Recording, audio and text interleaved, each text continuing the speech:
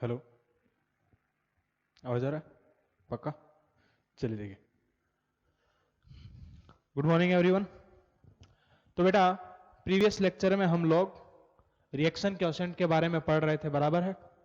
तो reaction quotient क्या होता है, इस चीज को थोड़ा सा फटाफट रिवाइज कर लेते हैं। तो रिएक्शन क्वोशेंट के बारे में हम लोगों ने क्या पढ़ा? तुम्हारे पास किसी भी रिएक्शन जो जो रिवर्सिबल रिएक्शन है वो तुम्हारा इक्विलिब्रियम पे है या नहीं है, उसका डायरेक्शन को प्रेडिक्ट करने के लिए हमारा कौन काम में आता है? रिएक्शन क्वोशेंट काम में आता है, बराबर है?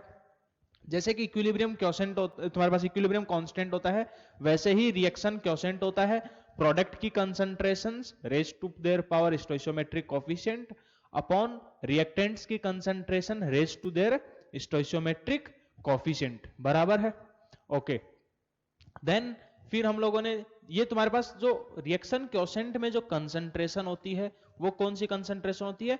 वो तुम्हारा इक्विलिब्रियम के अलावा किसी भी टाइम की कंसंट्रेशन हो सकती है।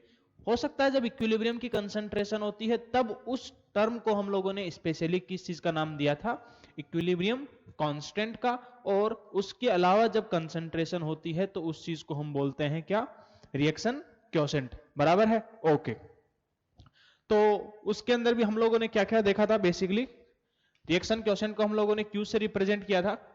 तो अब क्यू तुम्हारे पास तीन कंडीशंस हमारे पास आई थी, वो क्या क्या थी? कि क्यू तुम्हारे पास हो सकता है कम हो किसी भी क्यूसी, जैसे तुम्हारे पास मान लो केसी से कम है इक्विलिब्रियम कांस्टेंट। एक हो सकता है कि तुम्हारा जो रिएक्शन क्वोशेंट है वो क्या हो? ज्यादा हो केसी से। और एक कंडीशन ये बन सकती है कि क्यूसी जो है वो तुम्हारा केसी के बराबर हो। हाँ या ना? बोलो।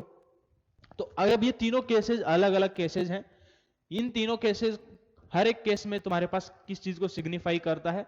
अगर QC लेस देन KC है तो तुम्हारे पास टेंडेंसी क्या होगा कि QC जो है तुम्हारे पास, उसको हम लोगों ने ऐसे रिप्रेजेंट किया कि कोई भी मान ले रिएक्शन है तुम्हारे पास, reactant is converting into product, yes और नो?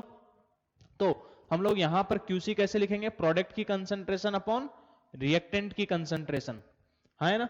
और तो QC जो है KC के बराबर हो, इक्विलिब्रियम को अटेन करने के लिए उसको क्या करना पड़ेगा? प्रोडक्ट की कंसंट्रेशन इंक्रीज करना पड़ेगा, बराबर है कि नहीं? QC का वैल्यू KC के बराबर कब आएगा? जब प्रोडक्ट की कंसंट्रेशन इंक्रीज हो और रिएक्टेंट की कंसंट्रेशन डिक्रीज हो। प्रोडक्ट की कंसंट्रेशन कब इंक्रीज होगी? जब रिएक्शन फॉरवर्ड डायरेक्शन में जाएगा, हाँ है ना? तो अगर QC तुम्हारा लेस देन है KC से, इसका मतलब तुम्हारा वो रिएक्शन किस डायरेक्शन के अंदर जाएगा? फॉरवर्ड डायरेक्शन के अंदर। अगर QC ज्यादा है KC से, QC ज्यादा है KC से, तो वो क्या करेगा? इक्विलिब्रियम अटेन करने के लिए अपना वैल्यू कम करना पड़ेगा उसको। अपना वैल्यू कम करेगा मतलब इस वैल्यू को कम करने के लिए क्या करना पड़ेगा उसको? प्रोडक्ट की कंसंट्रेशन या तो कम हो जाए या फिर रिएक्टेंट की कंसंट्रेशन इंक्रीज कर जाए। यही हो सकता है। प्रोडक्ट की कंसंट्रेशन कम हो, रिएक्टेंट की कंसंट्रेशन ज्यादा हो, मतलब उस केस में तुम्हारे पास रिएक्शन किधर की तरफ जाएगी? बैकवर्ड डायरेक्शन में, हाँ है ना?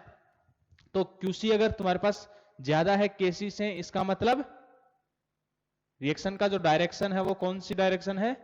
Backward direction. अगर QC कम है मतलब रिएक्शन कौन सी डायरेक्शन में?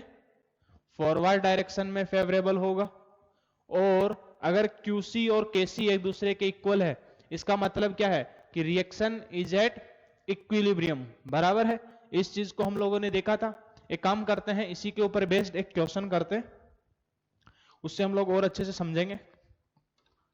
इसके ऊपर न्यूमेरिकल्स कैसे बनते हैं उस चीज को देखते हैं। मिट क्यों नहीं रही है? चलो एक क्वेश्चन लिखते हैं। क्वेश्चन है तुम्हारे पास, लिखे? देखो, क्वेश्चन है तुम्हारे पास कि x इज एक इक्विलिब्रियम रिएक्शन है जिसमें x किस में कन्वर्ट हो रहा है? y प्लस z में, ठीक है? ये तुम्हारे पास रिएक्शन है एट 100 डिग्री सेल्सियस, टेम्परेचर तुमको दिया हुआ है 100 degree Celsius. If equilibrium concentration, if equilibrium concentration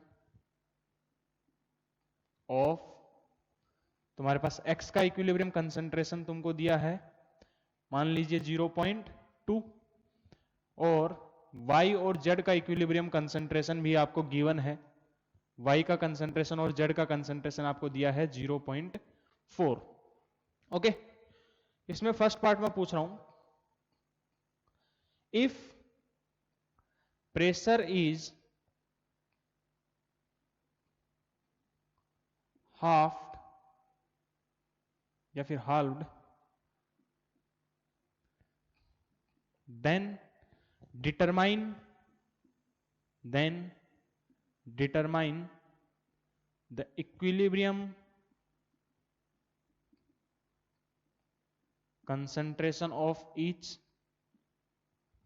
second है तुम्हारे पास, अगर प्रेशर को डबल कर दें, if pressure is doubled then determine the equilibrium concentration of each. ठीक है, ये तुम्हारे पास क्वेश्चन है। कैसे करोगे सॉल्व? करिए, सॉल्व करिए अपने से। तो क्या है इस क्वेश्चन में, तुमको हर एक का इक्विलिब्रियम कंसंट्रेशन दिया हुआ है, एक्स जो भी तुम्हारे पास रिएक्टेंट है, जो भी प्रोडक्ट है इक्विलिब्रियम में, उन सब की कंसंट्रेशन दी हुई है। ओके, फिर बोला है प्रेशर को हाफ कर दिया। अच्छा, प्रेशर को हाफ कर दिया, इन सबसे फर्क क्या पड़ेगा? इक्विलिब्रियम देखो, मैंने क्या बताया, तुम्हारे पास ये थोड़ा सा पार्ट आएगा लीच एटलियर प्रिंसिपल में, अभी थोड़ा आगे आने वाला है। क्या कि प्रेशर को हमने थोड़ा चेंज कर दिया तो उससे इक्विलिब्रियम क्या होगा, डिस्टर्ब होगा। बराबर है कि नहीं? प्रेशर को तुमने हाफ कर दिया, मतलब सोचो एक कंटेनर है, उसके अंदर तुम्हारे पास, जैसे मान लीजिए यही आपके पास एक कंटेनर है, एग्जांपल से समझना।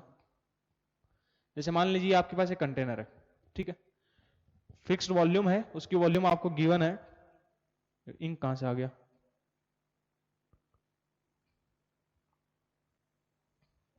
मान लीजिए इसका वॉल्यूम आपका V फिक्स है, क्या वॉल्यूम V फिक्स है। अब इसके ऊपर प्रेशर, यहां पर मान लीजिए इसका प्रेशर कितना है अंदर में, P। अब इस प्रेशर को हाफ कर दिया, इसका मतलब क्या है, तुम्हारे पास प्रेशर को अगर हाफ कर दिया तो तुम्हारे पास ये क्या करेगा, गैस भागेगा। बराबर है कि नहीं? अगर प्रेशर तुम्हारे पास कम कर दिया तो जो इक्विलिब्रियम है वो क्या होगा, डिस्टर्ब होगा। अगर इक्विलिब्रियम डिस्टर्ब होगा तो उनकी कंसंट्रेशन भी क्या होंगी, वो भी डिस्टर्ब होंगी कि नहीं? तो वही चीज को कैलकुलेट करना है। एक बार प्रेशर को हाफ किया, एक बार प्रेशर को डबल कर दिया, तो तुम्हारे पास सबसे पहले तो तुमको प्रेडिक्ट करना होगा कि जो तुम्हारे पास इक्विलिब्रियम है वो किधर की डायरेक्शन में जाएगा। ठीक है, चलिए करिए, सॉल्व करो अपने से, देखते हैं कितने लोग करते हैं। सबसे पहले क्या करना पड़ेगा, देखो ध्यान से, ऐसा क्वेश्चन हम लोगों ने पहले किया नहीं है, तो देखिए कैसे सॉल्व करना है।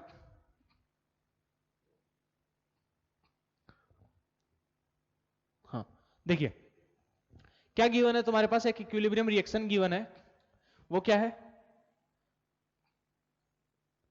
Y and Z। देखो टेम्परेचर सेम है, कुछ भी नहीं बोला है, मतलब टेम्परेचर सेम है, टेम्परेचर में कोई चेंजेस नहीं किया। ठीक है, तो अगर इनका पहले तुम्हारे पास शुरुआत में क्या गिवन है, इक्विलिब्रियम कंसंट्रेशन गिवन है, हर एक का इक्विलिब्रियम कंसंट्रेशन गिवन है। इसका इक्विलिब्रियम कंसंट्रेशन 0.2, इसका कंसंट्रेशन कितना 0.4, इसका कंसंट्रेशन कितना 0.4। तो क्या इक्विलिब्रियम अगर कंसंट्रेशन गिवन है तो इसके लिए हम केसी निकाल सकते हैं, बिल्कुल निकाल सकते हैं। केसी कितना होगा, कंसंट्रेशन ऑफ Y की power 1 into concentration of Z की power 1 upon concentration of X की पावर 1, बराबर है। ओके, X, Y और Z की कंसंट्रेशन गिवन है कितना, 0.4 इंटू 0.4 अपॉन 0.2, बराबर है। पॉइंट से पॉइंट उड़ गया, तुम्हारे पास 2 2 जा 4, तो ये कितना आ गया, ये वैल्यू आ गई तुम्हारे पास 0.8। ये मेरे पास केसी का वैल्यू आ गया। केसी कुछ भी नहीं, अब तुम्हारे पास अगर एक बार केसी आ गया, अब आगे हमको फर्दर पार्ट सॉल्व करना है, क्योंकि जब तक कुछ नहीं बोला जाएगा तो तुम्हारे पास टेम्परेचर क्योंकि सेम है, तो तुम्हारा जो इक्विलिब्रियम जो कांस्टेंट है केसी का वैल्यू है वो क्या रहेगा, सेम रहेगा।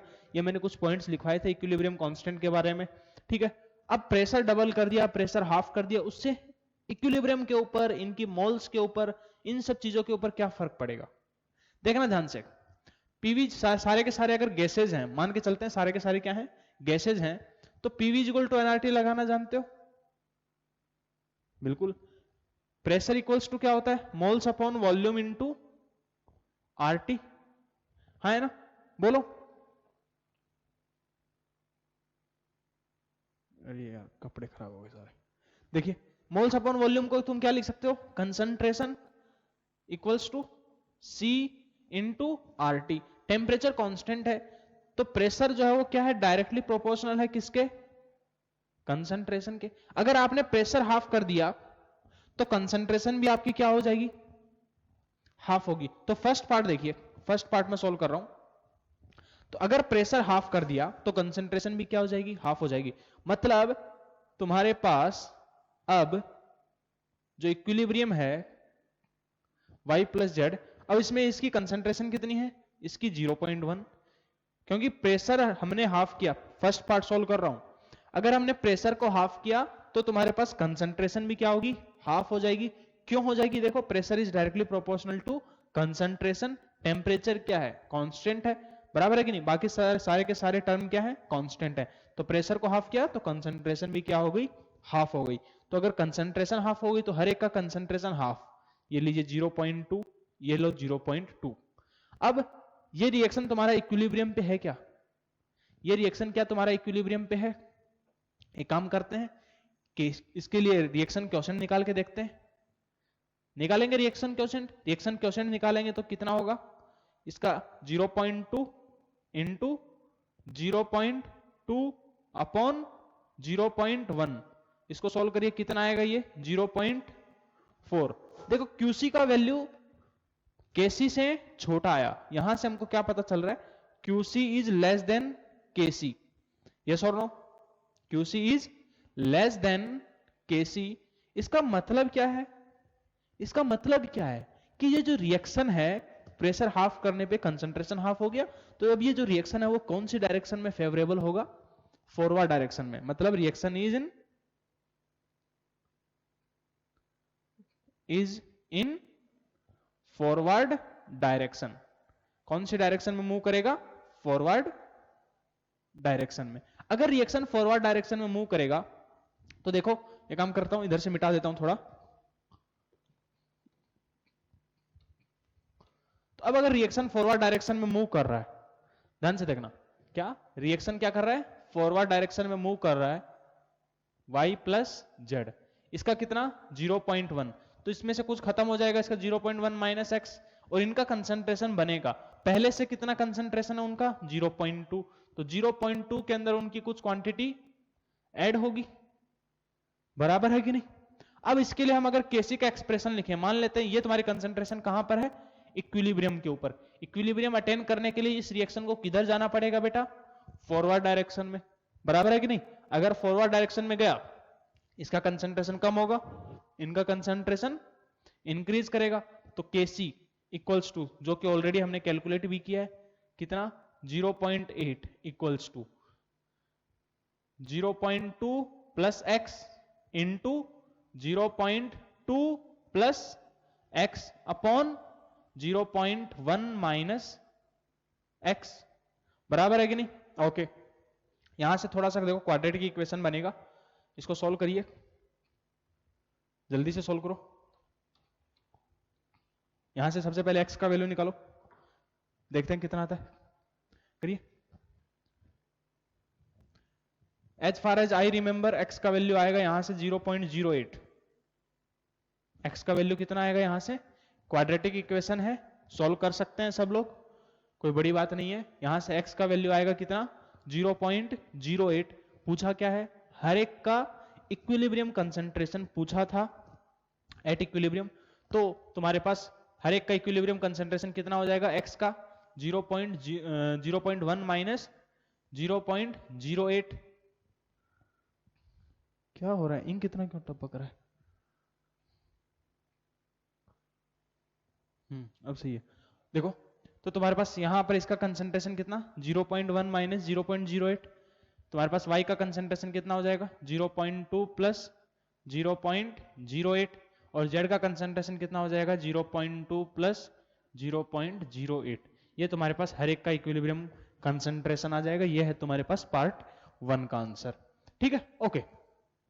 तो पार्ट 1 में हमने क्या किया, कैसे सॉल्व करना है, अप्रोच करना है, ये चीज समझ में आया कि नहीं। क्या गिवन था क्वेश्चन में, इनिशियली हर एक का कंसेंट्रेशन गिवन था। हर एक का जो कंसेंट्रेशन गिवन था उससे हमने सबसे पहले क्या किया, केसी का वैल्यू कैलकुलेट कर लिया।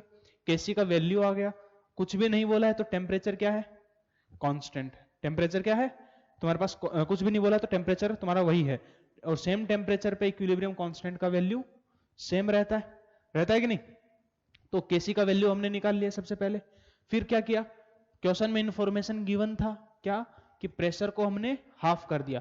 अगर हमने प्रेशर को हाफ किया तो देखो पीवी इक्वल टू एनआरटी लगाया। पीवी इक्वल टू एनआरटी लगाया तो P directly proportional to concentration into RT होता है। ये चीज हमने केमिकल काइनेटिक्स में भी देखी थी। ये वाला फॉर्मूला हमने केमिकल काइनेटिक्स में भी यूज किया था, रेट वगैरह ये सब डिटरमाइन करने में। तो प्रेशर क्या, अब देखो प्रेशर को हाफ किया तो कंसंट्रेशन भी क्या होगी, हाफ होगी। सबसे पहले कंसंट्रेशन कितनी थी 0.2, 0.4 और 0.4। प्रेशर हाफ किया तो कंसंट्रेशन भी हाफ हो गई, तो हर एक की कंसंट्रेशन हाफ कर दी। फिर हमने क्या किया, रिएक्शन क्वोशेंट निकाला। चेक तो करें कि रिएक्शन इक्विलिब्रियम पे है कि नहीं। पता चला इक्विलिब्रियम पे हुआ तो अच्छी बात है। तो क्यूसी निकाला हमने, क्यूसी देखा कितना आया 0.4। दोनों क्यूसी और केसी अलग अलग आ रहा है, मतलब रिएक्शन क्या है, इक्विलिब्रियम पे नहीं है। अगर रिएक्शन इक्विलिब्रियम पे नहीं है तो क्या देखा हमने, QC is less than KC. QC less than है केसी से, इसका मतलब रिएक्शन कौन सी डायरेक्शन में जा रही है, फॉरवर्ड डायरेक्शन में। Reaction is in forward direction. अगर रिएक्शन फॉरवर्ड डायरेक्शन में है तो तुम्हारे पास इसका कुछ अमाउंट खत्म होगा। मान लिया मैंने एक्स अमाउंट खत्म हो रहा है, इसका एक्स अमाउंट बनेगा, इसका एक्स अमाउंट बनेगा। फिर मैंने केसी का एक्सप्रेशन लिखा, तो तुम्हारे पास ये जो भी एक्सप्रेशन आया यहां से एक्स आ गया, और ये जो तुम्हारे पास आ गई उनकी रेस्पेक्टिव कंसंट्रेशन एट इक्विलिब्रियम। ये सर नो। चलिए इस पार्ट को जल्दी से नोट करो, फिर सेकंड पार्ट सोल्व करो खुद से सोल्व करो।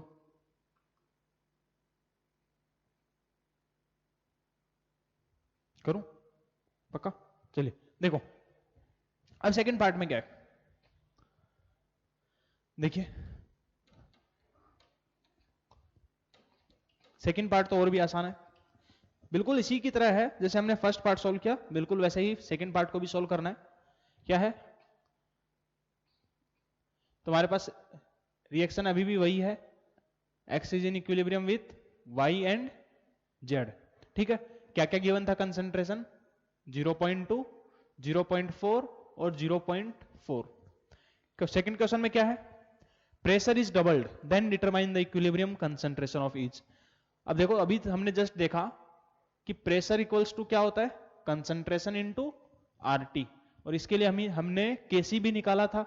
केसी कितना 0.8। मैंने क्या बोला था प्रीवियस क्लास में कि तुमको जहां रिएक्शन क्वोशेंट वाले जब ऐसे क्वेश्चंस आएंगे तुमको केसी का वैल्यू या तो गिवन होगा या फिर तुमको ऐसा कुछ डेटा दिया जाएगा जिससे तुम केसी का वैल्यू निकाल सको। समझे क्या, जिससे तुम केसी का वैल्यू बड़े आसानी से निकाल सको, ऐसा कुछ डेटा गिवन होगा। अब कैसे निकालेंगे, यहां पर प्रेशर क्या किया, डबल किया। प्रेशर अगर डबल किया तो कंसंट्रेशन भी क्या होगी, प्रेशर डबल किया तो कंसंट्रेशन भी क्या होगी, डबल होगी। अब क्योंकि तुम्हारे पास कंसंट्रेशन डबल हो जाएगी तो तुम्हारे पास ये जो इक्विलिब्रियम है X converting into Y plus Z, ये तुम्हारे पास इसकी कंसंट्रेशन कितनी 0.4, इसकी 0.8, इसकी 0.8। ठीक है, अब क्या करें, रिएक्शन क्वोशेंट निकालेंगे। रिएक्शन क्वोशेंट क्यूसी, यहां से क्यूसी निकालें। क्यूसी कितना 0.8 इंटू 0.8, खुद से सॉल्व करो, अपॉन 0.4। यहां से सॉल्व करिए, देखो तुम्हारे पास ये कितना आएगा, 4 2 जा 8, तो 2 इंटू 0.8 मतलब 1.6। क्या आएगा 1.6। क्यूसी का वैल्यू क्या है 1.6, केसी का वैल्यू कितना है 0.8। यहां पर क्या है, क्यूसी ग्रेटर देन है किससे, केसी से। केसी से बड़ा है क्यूसी, इसका मतलब रिएक्शन कौन सी डायरेक्शन में जा रही है, reaction is in backward direction. क्या हम बोल सकते हैं इस बात को? बिल्कुल बोल सकते हैं, reaction is in backward direction. अगर बैकवर्ड डायरेक्शन में जाकर के इक्विलिब्रियम स्टेब्लिश करेगा तो इसका कुछ प्रोडक्ट जो है, इनकी कंसंट्रेशन खत्म होगी, इनकी कंसंट्रेशन एक्स की कंसंट्रेशन बनेगी।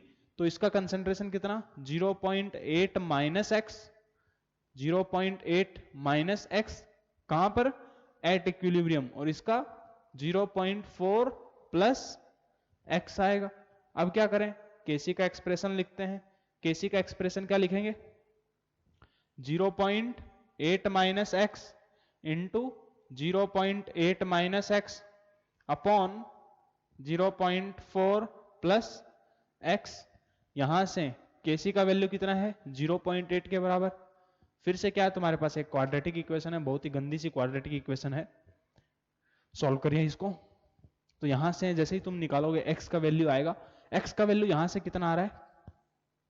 यहां से एक्स का वैल्यू आ रहा है 0.73 के अराउंड, अप्रोक्सीमेट डेटा है, ठीक है। ये मेरे पास एक्स का वैल्यू आएगा। अगर एक्स का वैल्यू इतना है, खुद से सॉल्व करना, क्वाड्रेटिक इक्वेशन है, कुछ भी नहीं है, बेसिक, तुम लोग मैथ के स्टूडेंट हो तो कर सकते हो। तो तुम्हारे पास हर एक का कंसंट्रेशन एट इक्विलिब्रियम पे वो कितना आ जाएगा? कैपिटल एक्स का कंसंट्रेशन कितना होगा? 0.4 प्लस 0.73 बराबर है कि नहीं? y का कंसंट्रेशन एट इक्विलिब्रियम इस केस में कितना हो जाएगा? 0.8 माइनस 0.73। और तुम्हारे पास z का कंसंट्रेशन कितना हो जाएगा एट इक्विलिब्रियम? 0.8 माइनस 0.73। तो ये हर एक का इक्विलिब्रियम कंसंट्रेशन आ गया, ठीक है। तो रिएक्शन क्वोशेंट से रिलेटेड क्वेश्चंस को आई होप सॉल्व कर सकते हैं। तो क्या होगा रिएक्शन क्वोशेंट से रिलेटेड क्वेश्चंस में? तुम्हारे पास बेसिकली सबसे पहले रिएक्शन क्वोशेंट किस चीज के लिए काम में आता है? हमारा रिएक्शन को डायरेक्शन को प्रेडिक्ट करने के लिए हेल्प करता है। इसके लिए तीन बेसिक चीजें हैं।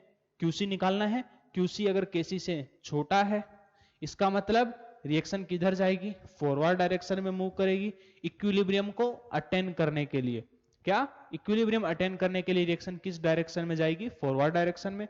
अगर क्यूसी का वैल्यू बड़ा है केसी से, इसका मतलब क्या है कि तुम्हारा जो रिएक्शन है वो बैकवर्ड डायरेक्शन में जाएगी to attain equilibrium. And if in case QC and KC are equal, it means the reaction is already at equilibrium.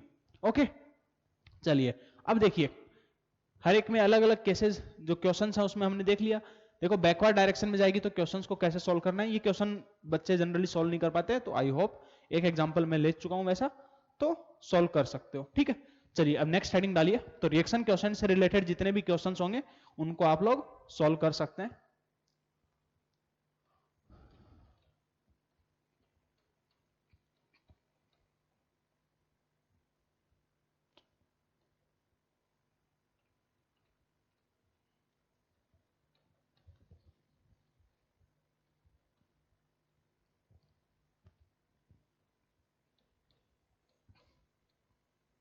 Next heading डालिए, equilibrium constant, it's characteristics.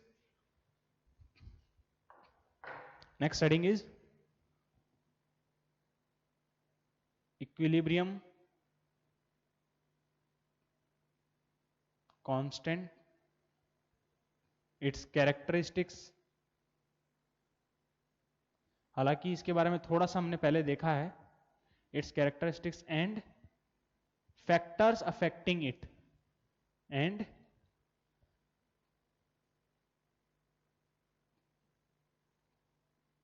factors affecting it। हाँ चलो बताओ क्या क्या मैंने पहले बताया था इक्विलिब्रियम कांस्टेंट के बारे में। तो इक्विलिब्रियम कांस्टेंट के कौन कौन से फैक्टर्स हैं? क्या प्रेशर चेंज करूं या फिर मोल्स चेंज करने से इक्विलिब्रियम कांस्टेंट का वैल्यू चेंज होगा? नहीं। कैसे करेंगे?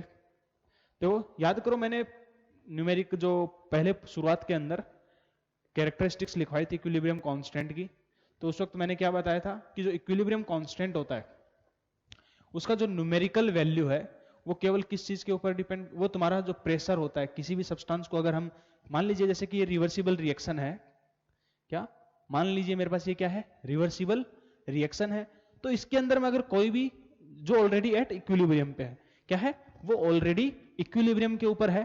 तो अगर मैं इस रिएक्शन में कुछ भी बाहर से सब्सटेंस को ऐड करूं या फिर मैं कुछ रिमूव करूं, क्या कुछ भी मैं ऐड करूं या फिर कुछ भी रिमूव करूं, तो क्या इक्विलिब्रियम कांस्टेंट की वैल्यू चेंज होगी? नहीं। क्या कैसे? तुम्हारे जो उससे इक्विलिब्रियम कांस्टेंट की वैल्यू के ऊपर फर्क नहीं पड़ता। क्या होगा? किसी सब्सटेंस को ऐड करने से या रिमूव करने से जो तुम्हारा इक्विलिब्रियम है वो डिस्टर्ब होगा, तुम्हारा इक्विलिब्रियम कांस्टेंट का वैल्यू चेंज नहीं होगा। समझे कि नहीं? वो क्या केवल डिस्टर्ब होगा, इक्विलिब्रियम कांस्टेंट का वैल्यू चेंज नहीं होगा। बराबर है? ओके। तो कौन कौन से फैक्टर्स हैं जो इक्विलिब्रियम कांस्टेंट की वैल्यू को तुम्हारा अफेक्ट करते हैं? याद करो, एक मैंने बताया था टेम्परेचर। अगर टेम्परेचर चेंज करेंगे किसी एक पर्टिकुलर टेम्परेचर पे, इक्विलिब्रियम कांस्टेंट का वैल्यू फिक्स्ड होता है। बराबर है? ओके। देन तुम्हारे पास जो तुम्हारा स्टोइशियोमेट्री है उसके ऊपर भी इक्विलिब्रियम कांस्टेंट की वैल्यू डिपेंड करती है। कैसे डिपेंड करती है? तो एक काम करो, सबसे पहले पहला पॉइंट लिख लो। किसी भी सब्सटेंस के ऐड करने से या फिर उसको रिमूव करने से, सब्सटेंस बोल रहा हूं मतलब क्या, तुम्हारा रिएक्टेंट भी हो सकता है, प्रोडक्ट भी हो सकता है, या उसके अलावा भी कोई और सब्सटेंस अगर तुम ऐड कर रहे हो, तब भी उनकी इक्विलिब्रियम कांस्टेंट की न्यूमेरिकल वैल्यू के ऊपर कोई इफेक्ट नहीं पड़ेगा। तो ये सबसे पहला पॉइंट लिखो। The numerical value, the numerical value, numerical value of equilibrium constant of equilibrium constant does not change the numerical value of equilibrium constant does not change on addition of any substance, on addition of any substance or removal of, on addition of substance or removal of substance, full stop.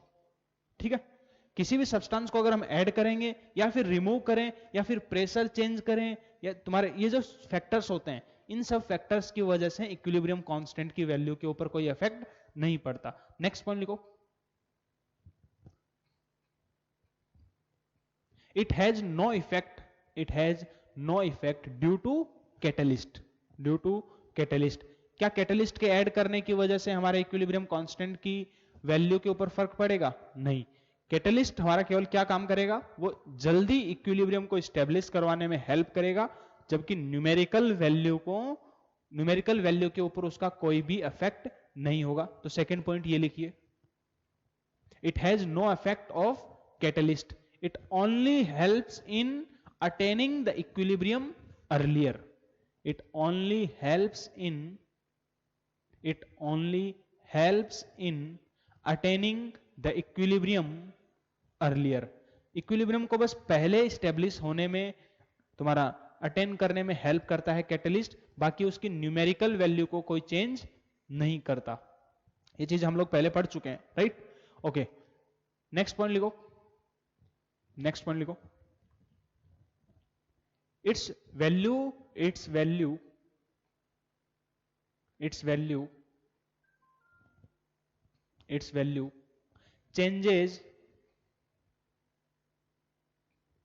its value changes with change in temperature, या फिर हम ये भी लिख सकते हैं कि ये किसके ऊपर डिपेंड करता है, टेम्परेचर के ऊपर। और second, it's value changes with change in temperature and stoichiometry of reaction, and stoichiometry of reaction, and stoichiometry of reaction। कैसे? देखिए ध्यान से, स्टोइशियोमेट्री का मतलब क्या? जैसे देखिए, मैं अभी तक तुम लोग को NH3 का ये रिएक्शन लिखवा रहा था, क्या 2NH3 is converting into N2 plus 3H2। कोई अभी ये बैलेंस्ड है क्या? अभी तक मैंने जितने भी केमिकल इक्विलिब्रियम की रिएक्शंस दी वो सारी की सारी क्या थी? बैलेंस्ड केमिकल इक्वेशन थी, राइट? अभी मैंने इसको बैलेंस करके दिया, तुम्हारा इच्छा हुआ, तुमने क्या किया, बोला कि सर मेरे को 2 अच्छा नहीं लगता, मेरा लकी नंबर 3/2 है, तो तुम क्या करोगे? मैं इसको ऐसे भी लिख सकता हूं 1/2 N2। इसको हम थोड़ा सा भी आगे पढ़ेंगे। तो ये क्या है? स्टोइशियोमेट्री है ना। किसी का इच्छा हुआ बोलेगा सर हम 3 से डिवाइड करेंगे, तो जिससे आप तुम्हारा रिएक्शन बैलेंस्ड हो। तो ये स्टोइशियोमेट्री के ऊपर भी डिपेंड करता है, इक्विलिब्रियम कांस्टेंट का वैल्यू, और किसके ऊपर डिपेंड करता है, टेम्परेचर के ऊपर। ठीक है, आई होप लिख लिया होगा। चलिए अब नेक्स्ट देखते हैं, अब टेम्परेचर के साथ कैसे अफेक्ट करता है। तो देखिए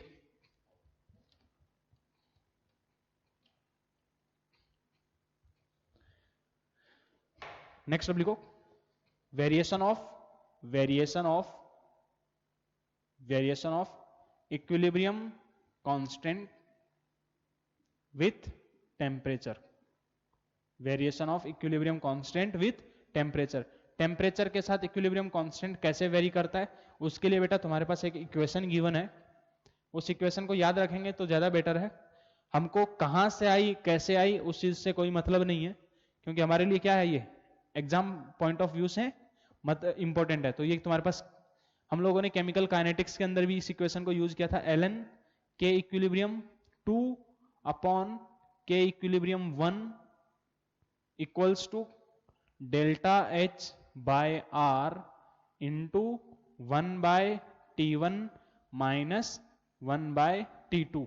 याद करो किसी केमिकल काइनेटिक्स में हमने यही इक्वेशन यूज किया था, ऐसा कि अगर तुम्हारे पास कोई रिएक्शन है, उस रिएक्शन के लिए तुम्हारे पास दो अलग अलग टेम्परेचर पे रेट कांस्टेंट गिवन है, ठीक है, और तुमको उनकी एक्टिवेशन एनर्जी या फिर डेल्टा एच वो शब्द गिवन था, तो हम लोग किसी एक के ऊपर अगर तुमको गिवन है तो एक रेट कांस्टेंट गिवन है, दूसरा रेट कांस्टेंट निकालना है, तो उस चीज को हम लोगों ने ऐसे ही यूज किया था। इस इक्वेशन को हम क्या बोलते हैं, वांट ऑफ इक्वेशन। क्या, वांट ऑफ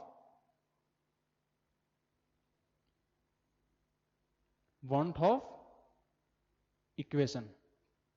यहां पर जो तुम्हारा डेल्टा एच है, डेल्टा एच क्या होता है, डेल्टा एच तुम्हारे पास होता है इंथैल्पी ऑफ रिएक्शन, याद हो कुछ तो केमिकल काइनेटिक्स में भी देखा था हमने, या फिर तुम्हारा हीट ऑफ रिएक्शन, ये वर्ड इसके लिए यूज करते हैं, या फिर हीट ऑफ रिएक्शन। ठीक है, इंथैल्पी ऑफ रिएक्शन या फिर हीट ऑफ रिएक्शन, इसका जो यूनिट होता है वो किस में, या तो तुमको जूल्स में दिया जाएगा या फिर कैलोरीज में। किलो जूल लिखाओ तब भी कोई फर्क नहीं पड़ता तुम्हारा, ठीक है। तो किलो जूल को जूल में कैसे कन्वर्ट करेंगे, 1000 से मल्टीप्लाई करके, और कैलोरीज में।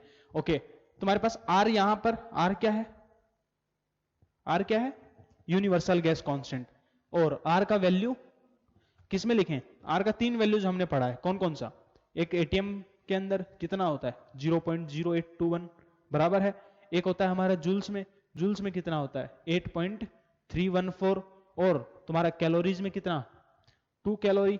तो आर का वैल्यू हम लोग अगर जूल में तुम्हारा डेल्टा एच गिवन होगा तो आर का वैल्यू हम लोग किस में लेंगे, जूल्स में, वो कितना होता है 8.314 जूल पर मोल पर केल्विन, और इसी को अगर कैलोरीज में होगा तो तुम्हारे पास 2 कैलोरी पर मोल पर केल्विन, राइट।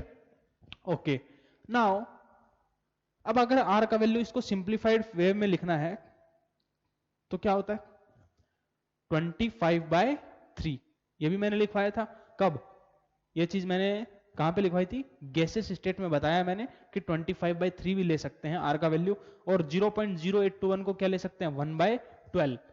तुम्हारे पास 0.0821 होता है, इसकी जगह पे हम आर का वैल्यू क्या ले सकते हैं 1/12।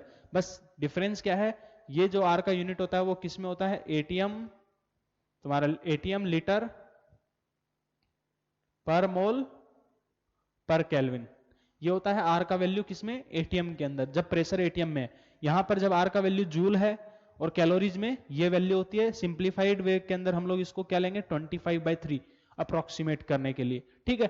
अगर मैं इस ln को लॉग में कन्वर्ट करूं तो ln को लॉग में कन्वर्ट करूंगा तो क्या हो जाएगा, लॉग ऑफ के इक्विलिब्रियम 2.303 से मल्टीप्लाई करना पड़ेगा upon 2 K equilibrium 1 equals to delta H by 2.303 R into 1/T1 minus 1/T2, बराबर है कि नहीं। ओके, ये हो गया तुम्हारे पास। अब अच्छा T1 और T2 क्या है, के इक्विलिब्रियम 1 क्या है, के इक्विलिब्रियम 1 है तुम्हारे पास, इक्विलिब्रियम कांस्टेंट का वैल्यू एट टेम्परेचर T1। के इक्विलिब्रियम 2 क्या है, इक्विलिब्रियम कांस्टेंट का वैल्यू एट टेम्परेचर T2। बराबर है कि नहीं, क्या इक्विलिब्रियम कांस्टेंट का वैल्यू एट टेम्परेचर T2। एक काम करो, इस चीज को देखो फटाफट, नोट करो, एक को जल्दी से नोट करो।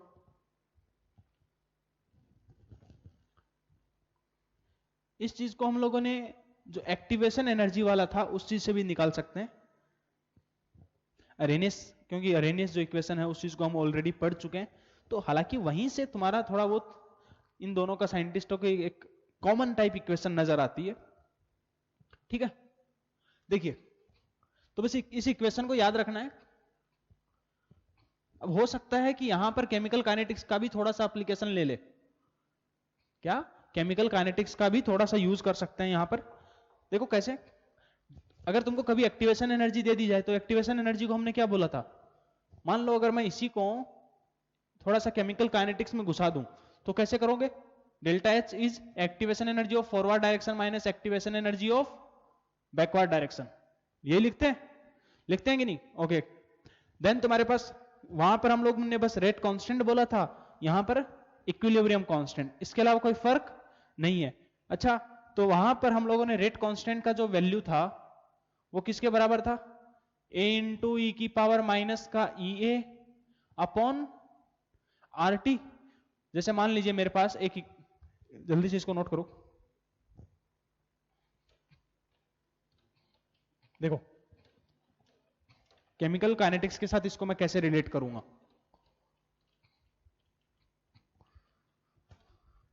जैसे मान लीजिए मेरे पास ये रिएक्शन है, A is in equilibrium with B, ठीक है, मैंने बोल दिया इसका फॉरवर्ड डायरेक्शन का रेट कांस्टेंट K1 है, इसका K2 है, ठीक है, किसी टेम्परेचर T1 पे। ओके, तुमको अलग अलग दोनों दिया हुआ है। ओके, अगर मैं एक्टिवेशन एनर्जी दे दूं तो देखो K1 को मैं क्या लिखूंगा, A इंटू, ये क्या है, अरेनियस फैक्टर, केमिकल काइनेटिक्स में पढ़ा था, A इंटू ई की पावर माइनस का ई ए, कौन सा, फॉरवर्ड डायरेक्शन का, E A forward direction upon R T, और यहां पर मैं K2 क्या लिखूंगा, A इंटू ई की power minus activation energy of backward direction upon R T. और मेरे को इस इक्वेशन के लिए अगर इक्विलिब्रियम कांस्टेंट निकालना है, के इक्विलिब्रियम, तो वो किसके बराबर होगा, तुम्हारे पास rate constant of forward direction upon backward direction, हम लोगों ने प्रीवियस लेक्चर्स में पढ़ा है शुरुआत में, वो किसके बराबर होता है, K1 बाय K2, हाँ है ना। ओके, तो देखो तुम्हारे पास K1 बाय K2 का वैल्यू डिवाइड करिए, कितना आ जाएगा, ई की पावर A से A कटेगा, इसका थोड़ा सा डेरिवेशन देख लेते हैं, तो A से A कटेगा तो क्या हो जाएगा, माइनस का E A forward upon R T upon E की पावर माइनस का E A backward upon R T. तो देखो K1 बाई K2, तो K इक्विलिब्रियम 1, इक्विलिब्रियम 1 क्यों बोला, क्योंकि मान के चल रहा हूं टेम्परेचर क्या है, T1, तो ये किसके बराबर आएगा बेटा, ई की पावर माइनस का E A activation energy of forward upon R T1 into activation energy of backward upon R T1। थोड़ा सा देखो, ई की पावर है आपस में मल्टीप्लीकेशन में है, पावर क्या हो जाएंगी, ऐड हो जाएंगी, तो ई की पावर माइनस का, ये तुम्हारे पास क्या हो जाएगा, activation energy of backward direction minus activation energy of forward direction upon R into T1। आएगा कि नहीं, बिल्कुल आएगा, क्योंकि इसको हम लोग केमिकल काइनेटिक्स में भी कर चुके हैं। ये क्या, के इक्विलिब्रियम 1 आया, ऐसे ही के इक्विलिब्रियम 2 भी निकाल सकते हैं, बिल्कुल निकाल सकते हैं, कोई दिक्कत नहीं है उसमें। फिर तुम्हारे पास दोनों का रेशियो लेंगे तो तुम्हारे पास जो वांट ऑफ इक्वेशन है वही आएगा, ठीक है। तो ध्यान में नहीं रखना है, तो इन केस अगर कभी गलती से तुमको एक्टिवेशन एनर्जी वगैरह दे दी जाए तो उससे फालतू में हड़बड़ाना नहीं है कि तुम्हारा ये क्वेश्चन तो हमने किया ही नहीं है, इस टाइप के क्वेश्चंस तो हमने किए नहीं, बिल्कुल ऐसे क्वेश्चंस हम लोगों ने केमिकल काइनेटिक्स में किए हैं। बस वहां पर क्या होगा, जो वांट ऑफ इक्वेशन है, जैसे हमने अभी देखा ln K equilibrium 2 upon K equilibrium 1 equals to delta H by R into 1 by T1 minus 1 by T2, बस इसी को यूज करना है, और डेल्टा एच को निकालना पता ही है तुमको, ठीक है। अब बेटा देखो, डेल्टा एच तुम्हारा इंथैल्पी है, ये किस चीज को सिग्निफाई करता है? डेल्टा एच का वैल्यू दो हो सकते हैं। डेल्टा एच का वैल्यू एक पॉजिटिव हो सकता है, एक डेल्टा एच का वैल्यू नेगेटिव हो सकता है कि नहीं? बिल्कुल हो सकता है। अगर डेल्टा एच का वैल्यू पॉजिटिव है, इसका मतलब क्या है? तुम्हारे पास वो रिएक्शन कैसा है? एंडोथर्मिक रिएक्शन है। तो तुम्हारे पास डेल्टा एच का वैल्यू पॉजिटिव है, इसका मतलब एंडोथर्मिक रिएक्शन है। होगा कि नहीं? अगर डेल्टा एच का वैल्यू नेगेटिव है, इसका मतलब क्या है? कैसा रिएक्शन होगा? एक्सोथर्मिक। राइट, बिल्कुल सही है, एक्सोथर्मिक रिएक्शन। बराबर है कि नहीं? Delta H positive, delta H negative, उससे ये तो तुमको क्या होगा, क्वेश्चन में कई बार ये आइडेंटिफाई करने के लिए दे दिया जाएगा कि तुम्हारे पास डेल्टा एच, तुम्हारे पास जो रिएक्शन है के दो इक्विलिब्रियम कांस्टेंट का वैल्यू देगा, टेम्परेचर्स दे देगा। तुमको मान लो पूछ लिया जाए कि रिएक्शन एंडोथर्मिक है कि एक्सोथर्मिक, तो कैसे बताओगे? सिंपल डेल्टा एच की वैल्यू से। ठीक है, एक काम करो, इसके ऊपर एक बेस्ट छोटा सा क्वेश्चन लिखिए। एक काम करते हैं, इसके ऊपर बेस्ट एक क्वेश्चन लिखते हैं। पहला क्वेश्चन लिखिए,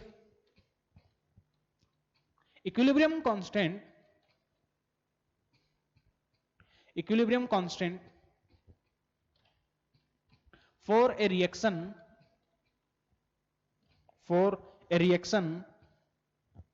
equilibrium constant for a reaction at equilibrium constant for a reaction at 27 degrees Celsius and 127 degrees Celsius are 10 and 1000 respectively, are 10 and 1000 respectively। तुम्हारे पास एक इक्विलिब्रियम कोई रिएक्शन है, कि कौन सा रिएक्शन है नहीं पता, ठीक है, बस इतना बोला है कि कोई रिएक्शन है, वो तुम्हारे पास 27 डिग्री सेल्सियस के ऊपर और 127 डिग्री सेल्सियस के ऊपर इक्विलिब्रियम कांस्टेंट का वैल्यू कितना है? 10 और 1000 है। ठीक है, ओके। सबसे पहले तुमको बताना है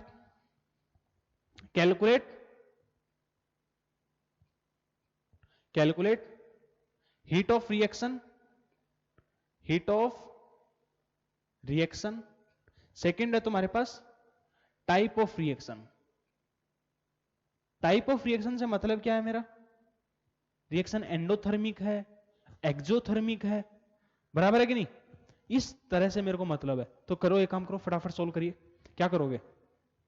बिल्कुल, दो टेम्परेचर गिवन है, तुम्हारे पास दो इक्विलिब्रियम कांस्टेंट का वैल्यू गिवन है। सिंपल, टेम्परेचर को किस में रखोगे? केल्विन के अंदर। टेम्परेचर को किस में रखना है? केल्विन में। ये भी ध्यान रखना, जहां पे भी हम लोग रखते हैं वो केल्विन में रखते हैं। जो T1 T2 है वो सब किस में है? केल्विन में। तो हम लोग क्या करेंगे? ln K2 by K1 equals to delta H by R into 1 by T1 minus 1 by T2। मान लेते हैं मैं T1 किसको बोलता हूं? 27 डिग्री सेल्सियस, ठीक है, और मैंने T2 बोला 127 डिग्री सेल्सियस। तो 27 डिग्री सेल्सियस मतलब कितना केल्विन में? 300 केल्विन। और T2 तुम्हारे पास 127 डिग्री सेल्सियस है, तो केल्विन में कितना? 400 केल्विन। T1 के ऊपर K इक्विलिब्रियम 1 दिया हुआ है, कितना गिवन है? 10। K इक्विलिब्रियम 2 कितना गिवन है बेटा? 1000। क्या करें? उठा के इसमें रख दें। देखो ln है यहां पर, इसको लॉग में कन्वर्ट करूं तो देखो लॉग में क्या लिख दूंगा मैं इसको, ऐसे लॉग, और नीचे में इधर में ले आऊं 2.303। न्यूमेरिकल क्वेश्चंस होंगे उस वक्त 2.303 पूरा लेने की जरूरत नहीं है, उस वक्त केवल कितना लोगे? 2.3, उससे भी काम हो जाएगा। देखिए log K2 by K1, log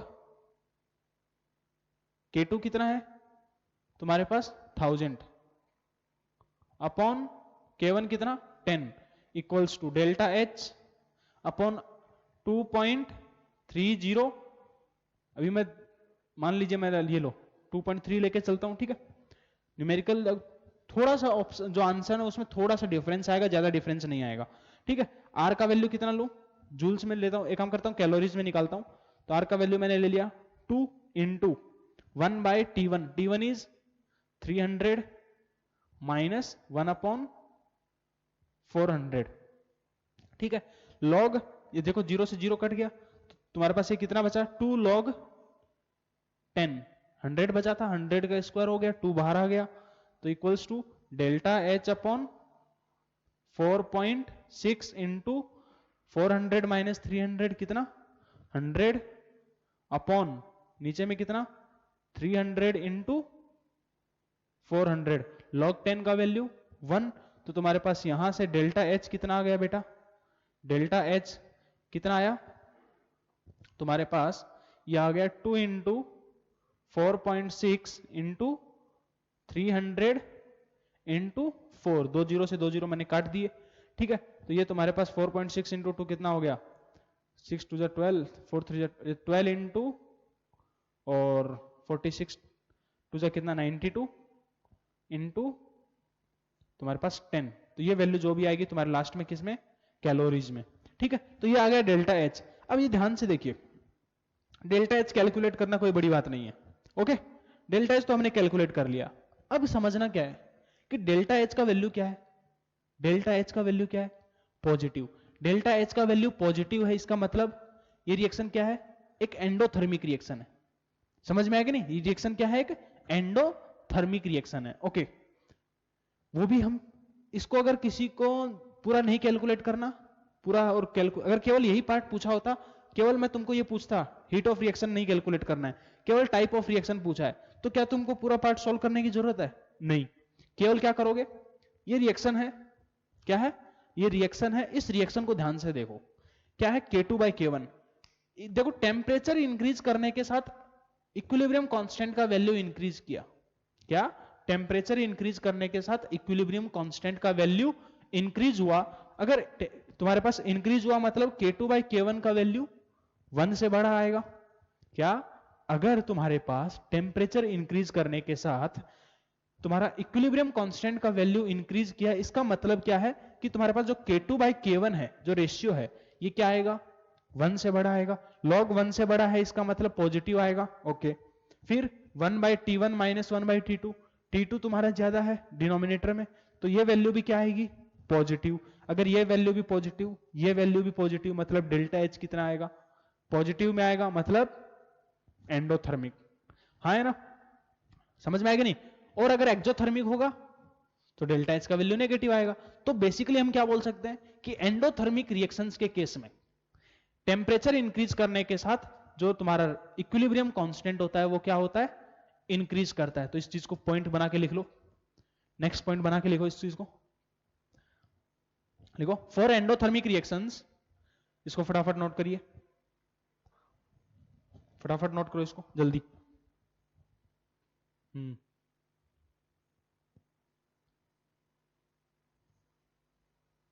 लिख लिया, चलो देखो, तो नेक्स्ट पॉइंट लिखो, next point, for endothermic reactions, for endothermic reactions, for endothermic reactions equilibrium constant increases, equilibrium constant increases on increase, equilibrium constant increases on increase in temperature। जैसे जैसे हम temperature को इंक्रीज करेंगे इक्विलिब्रियम कांस्टेंट का value क्या करेगा, increase करेगा। बराबर है कि नहीं, ओके। अच्छा, इक्विलिब्रियम कांस्टेंट का वैल्यू इंक्रीज करेगा, ठीक है। मैंने जैसे सेकंड टाइप, दूसरी चीज मैंने पूछी टाइप ऑफ रिएक्शन, इसमें एक चीज मैं और घुमा के पूछ सकता हूं, क्या, कि ये जो रिएक्शन है वो प्रोडक्ट फेवरेबल होगा कि रिएक्टेंट फेवरेबल होगा। प्रोडक्ट फेवरेबल मतलब जैसे मान लीजिए, देखिए मान लीजिए मेरे पास ये रिएक्शन है x कन्वर्टिंग इनटू y, बोल सकता हूं। अब तुम्हारे पास टेम्परेचर इंक्रीज करने के साथ अगर इक्विलिब्रियम कांस्टेंट का वैल्यू इंक्रीज हो रहा है, इसका मतलब क्या है, तुम्हारे पास x क्यों बोलूं, मान लीजिए रिएक्टेंट्स हैं और ये क्या है, प्रोडक्ट है। ठीक है, ये क्या है, रिएक्टेंट्स और ये क्या है, प्रोडक्ट है। मैं यहां पर इक्विलिब्रियम कांस्टेंट का वैल्यू एक्सप्रेशन क्या लिखूंगा, concentration of product upon concentration of reactant. क्या मैं यही लिखूंगा, बिल्कुल लिखूंगा, सही बात है। अब टेम्परेचर इंक्रीज करने के साथ इक्विलिब्रियम कांस्टेंट का वैल्यू क्या हो रहा है, इंक्रीज कर रहा है, हाँ है ना। टेम्परेचर इंक्रीज करने के साथ इक्विलिब्रियम कांस्टेंट का वैल्यू इंक्रीज कर रहा है। इसका मतलब क्या है, तुम्हारे पास प्रोडक्ट की ये कब इंक्रीज करेगा, जब प्रोडक्ट की कंसंट्रेशन इंक्रीज हो और रिएक्टेंट की कंसंट्रेशन डिक्रीज हो। बराबर है कि नहीं? क्या प्रोडक्ट की कंसंट्रेशन इंक्रीज हो और रिएक्टेंट की कंसंट्रेशन डिक्रीज हो, मतलब क्या कि रिएक्शन जो है तुम्हारा प्रोडक्ट फेवरेबल होगा। क्या रिएक्शन जो है तुम्हारा प्रोडक्ट फेवरेबल होगा। ओके, बोल सकते हैं कि नहीं? ओके, तो ये भी चीज हम बोल सकते हैं कि एंडोथर्मिक जो रिएक्शंस होती हैं, इसी चीज को और करके दूसरा पॉइंट लिखो। In endothermic reactions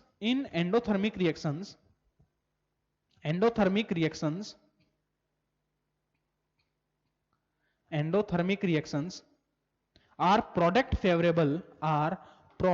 favorable endothermic reactions are product favorable on increase in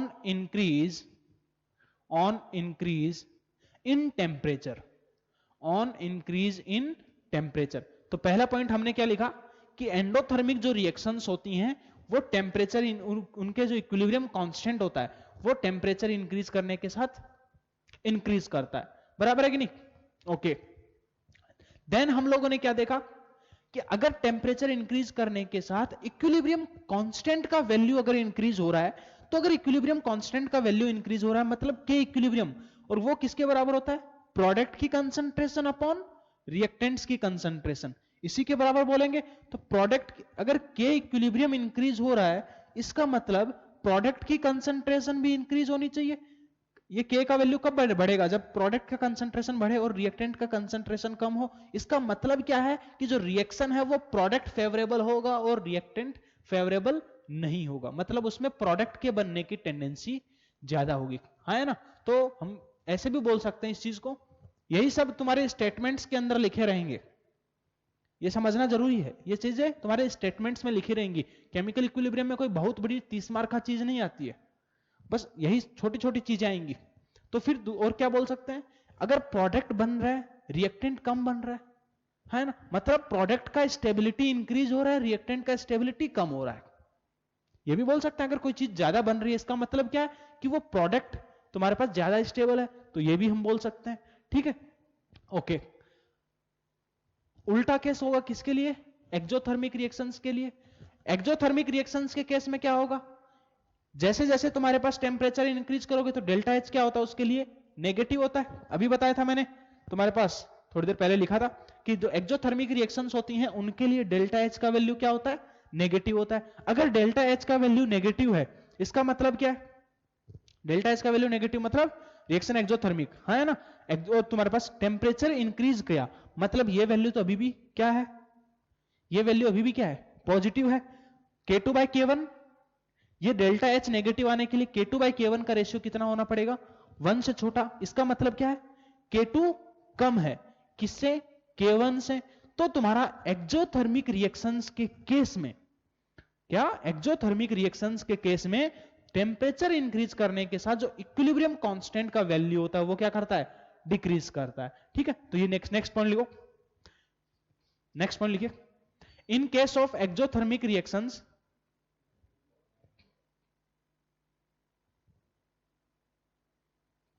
हम क्या बोल सकते हैं कि एक्सोथर्मिक रिएक्शंस के केस में टेम्परेचर इंक्रीज करने के साथ इक्विलिब्रियम कांस्टेंट का वैल्यू डिक्रीज करता है। तो नेक्स्ट पॉइंट लिखिए, in case of exothermic reactions, in case of exothermic reactions, in case of exothermic reactions, in case of exothermic reactions, equilibrium constant decreases, equilibrium constant decreases on increase with increase in temperature, on increase with increase in temperature। बराबर है? समझ सकते हैं इस चीज को? अच्छा, equilibrium constant का वैल्यू कम हो रहा है, बराबर है? इसका मतलब क्या है? इसका मतलब क्या है? के का वैल्यू कम हो रहा है, के का वैल्यू कम होगा, इसका मतलब इक्विलिब्रियम कांस्टेंट का वैल्यू कम होगा। वो कब कम होगा? कैसे कम होगा? उसका मतलब क्या है कि उसमें प्रोडक्ट की कंसंट्रेशन के का वैल्यू कब कम होगा? जब या तो प्रोडक्ट की कंसेंट्रेशन कम हो जाए और रिएक्टेंट की कंसेंट्रेशन बढ़ जाए, बराबर है कि नहीं? के का वैल्यू तो तभी कम हो सकता है कि जब प्रोडक्ट की कंसेंट्रेशन कम हो जाए और रिएक्टेंट की कंसेंट्रेशन बढ़ जाए। तो हम क्या बोल सकता हूं मैं, रिएक्टेंट का कंसेंट्रेशन बढ़ रहा है, इसका मतलब क्या है? रिएक्शन बैकवर्ड डायरेक्शन में शिफ्ट हो रहा है, बराबर है कि नहीं? यही चीजें हैं ली चैटलियर प्रिंसिपल में, यही सारी चीजें हैं ली चैटलियर प्रिंसिपल के अंदर। तो अभी थोड़ा थोड़ा चीजें समझ सकते हैं यहां पर हम। तो लिखो, नेक्स्ट पॉइंट लिखो, in exothermic reactions, in exothermic reactions, in exothermic reactions it become reactant favorable, it become reactant favorable। अब ये मत बोलना कि अच्छा, कुछ बच्चों को डाउट क्या आता है, ध्यान से सुनना। रिएक्टेंट फेवरेबल इसका मतलब क्या? प्रोडक्ट बन करके क्या रिएक्टेंट ज्यादा बनेंगे? प्रोडक्ट से रिएक्टेंट बनेंगे? नहीं, प्रोडक्ट से रिएक्टेंट नहीं बनते हैं, रिएक्टेंट से ही प्रोडक्ट बनते हैं। प्रोडक्ट से रिएक्टेंट, ये टर्म यूज करना कि प्रोडक्ट से रिएक्टेंट, वो गलत होगा। इसका मतलब क्या है कि तुम्हारे पास टेम्परेचर इंक्रीज करने के साथ रिएक्शन जो है वो रिएक्टेंट फेवरेबल है। इसका मतलब क्या है? रिएक्टेंट्स की डायरेक्शन में ज्यादा है। समझ में आया कि नहीं? और हम क्या बोल सकते हैं कि तुम्हारे पास रिएक्टेंट्स की स्टेबिलिटी प्रोडक्ट्स के कंपैरिजन में ज्यादा है। क्या? रिएक्टेंट्स की स्टेबिलिटी प्रोडक्ट के कंपैरिजन में ज्यादा है। तो ये भी लिख लो फटाफट। In exothermic reactions on it becomes reactant favorable, it becomes reactant favorable on increase in temperature। Temperature increase करने के साथ ये क्या होती है? रिएक्टेंट्स की तरफ तुम्हारे पास रिएक्टेंट फेवरेबल ज्यादा होती है, रिएक्टेंट्स की स्टेबिलिटी इंक्रीज करता है और प्रोडक्ट की स्टेबिलिटी कम होती है। ठीक है, तो हम लोगों ने क्या देखा आज? आज की क्लास में हम लोगों ने क्या पढ़ा कि इक्विलिब्रियम जो कांस्टेंट होता है वो टेम्परेचर के साथ कैसे वेरी करता है, इस चीज को हम लोगों ने देख लिया, बराबर है कि नहीं? ओके, तो ये जो इसके ऊपर बेस्ड क्वेश्चंस है उनको तो तुम लोग सॉल्व कर सकते हो, कोई बड़ी बात नहीं है।